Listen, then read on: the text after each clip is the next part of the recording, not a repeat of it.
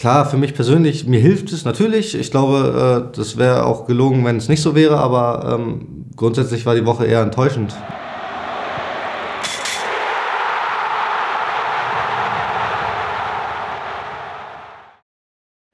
Es ist so groß, das Tor.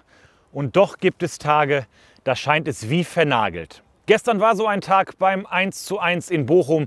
Damit herzlich willkommen zu unserem Spieltagsrückblick. Mit dem einzigen Borussen, der den Ball im Tor untergebracht hat, nämlich Julian Brandt, werde ich gleich noch sprechen. Zuvor hören wir uns aber an, wie sein Ausgleich im Netradio bei Nobby und Boris klang. Weiter geht's über links, über Nico Schulz. Jetzt das Tor vielleicht, Haaland. Ja. Haaland spielt in die Mitte. Jawohl, da ist es. Ja, Julian Brandt, 85. Endlich der verdiente Ausgleich, endlich. Julian Brandt mit dem 1:1 für Borussia Dortmund. 4. Saisontreffer von Julian. 23 Torschüsse, 15 Ecken, 2,83 Expected Goals, also zu erwartende Tore, aber halt eben nur ein Treffer wirklich erzielt und dafür gab es gestern nur einen Punkt. Welchen Vorwurf kann man da der Mannschaft überhaupt machen, außer eben den Ball nicht oft genug über die Linie gedrückt zu haben, Alexander Zickler? Ja, ist gar nicht so einfach. Wirklich, also so richtig Vorwürfe kann man der Mannschaft nicht machen, weil sie hat bis zur letzten Minute alles dafür getan, um diese 3 Punkte zu holen. Ja, aber schlussendlich gehören die Tore einfach dazu. Und da haben wir eins zu wenig gemacht. Und es war nicht ganz einfach, weil du musst so eine gute Balance finden, sehr zielstrebig nach vorne zu spielen mit Risiko. Aber natürlich auch das starke Umschaltverhalten von Bochum versuchen zu kontrollieren. Und wie gesagt, wir haben es gut gemacht über weite Strecken des Spiels und schade, dass sich die Jungs nicht belohnt haben. Zicko saß gestern für den gesperrten Marco Rose auf der Trainerbank, der das Spiel aus einer Loge im Stadion verfolgte. Ja, auf der Bank saß zunächst auch Julian Brandt, der in der 68. Spielminute eingewechselt wurde und mit seinem Volley-Schuss kurz vor dem Ende zumindest noch einen Punkt gerettet hat. Mit ihm habe ich mich gerade noch kurz unterhalten. Julian, ich starte mal ganz platt. Warum ging gestern nur dein Schuss ins Tor und die 22 anderen Versuche nicht?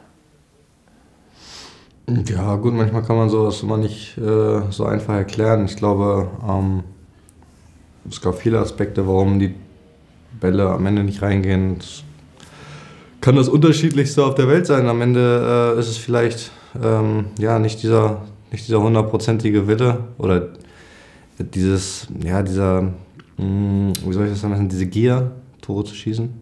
Klar, am Ende Glück, Pech, das ist auch immer, glaube ich, eine Sache, die da einen Teil zu beispielt. Und ja, am Ende ist es dann auch schade, dass natürlich dann nicht 3 Punkte für uns dastehen, sondern nur einer und wir so viele Chancen eigentlich hatten, dass wir hätten, glaube ich, sogar 3, 4 Tore schießen können.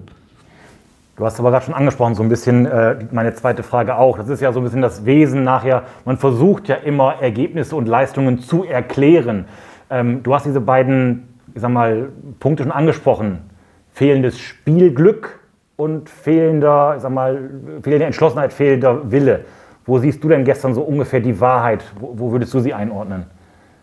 Also grundsätzlich, so wie ich das Spiel ja eine lange Zeit auch beobachten konnte von der Seitenlinie oder von der Bank, hatte ich eigentlich schon das Gefühl, gerade in der zweiten Halbzeit, als wir wieder aus der Halbzeit rauskamen, dass die Jungs extrem wollten, dass die Jungs auch einen extremen Drang zum Tor hatten und wir uns auch in den ersten 15 Minuten der zweiten Halbzeit extrem viele Chancen auch herausgespielt hatten, wo dann auch diese Situation war, wo dann auch ein bisschen Pech dazu geht durch die Beine und dann steht da noch einer auf der Linie. Also solche Sachen, die gehören am Ende auch mit dazu. Deswegen ist es nicht immer nur fehlende Gier oder fehlende Wille, aber es ist halt ein bisschen was von allem sozusagen.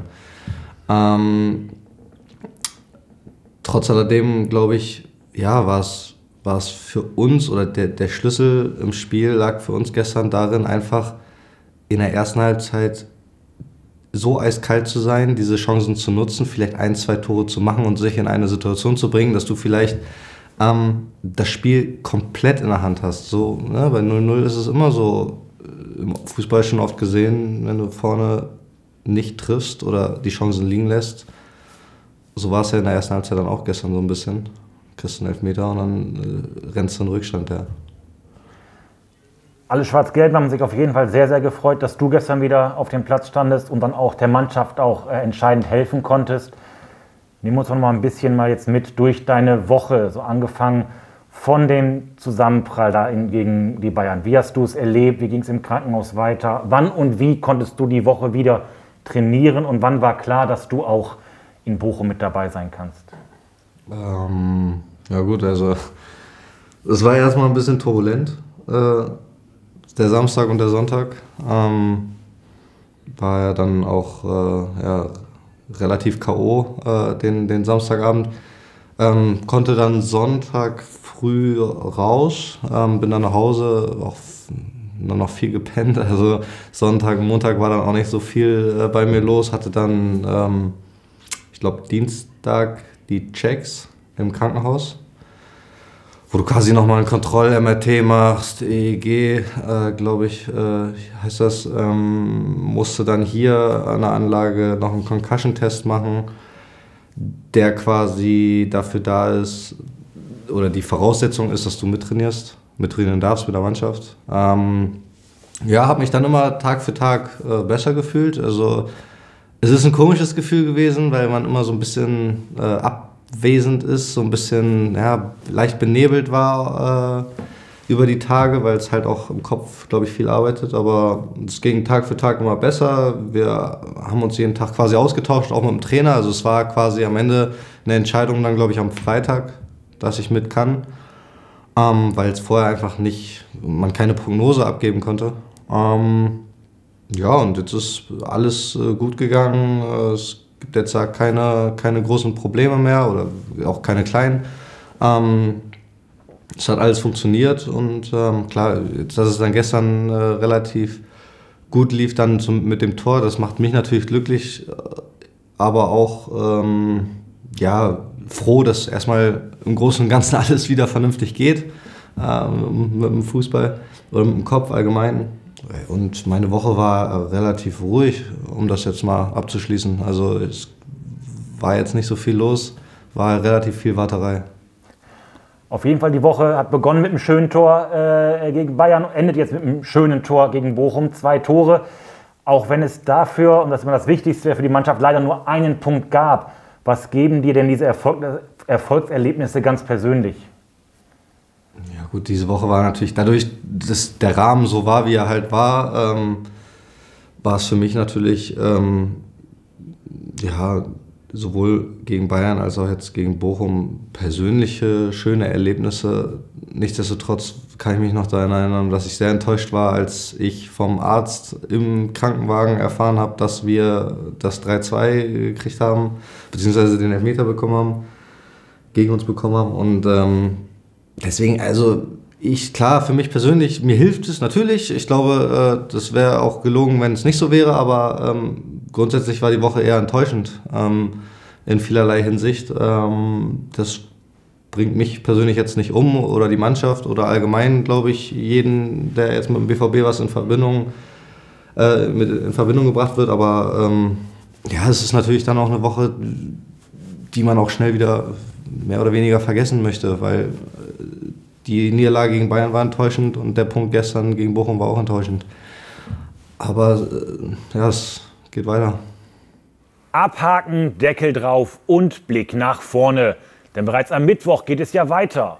Englische Woche in der Bundesliga mit unserem letzten Heimspiel des Jahres gegen die Spielvereinigung Greuther Fürth.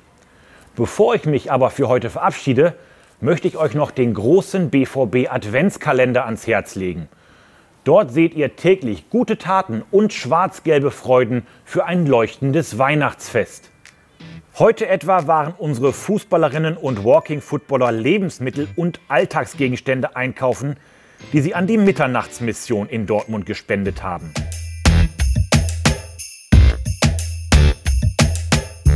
Den Link zu unserem digitalen Adventskalender seht ihr unten eingeblendet. Dort findet ihr auch jeden Tag absolute Knallerangebote und einmalige Gewinnspiele. So wie heute. Macht mit beim BVB Adventskalender und gewinnt heute ein signiertes Paar Schuhe von mir. Das soll es dann auch gewesen sein, heute hier vom BVB Trainingsgelände.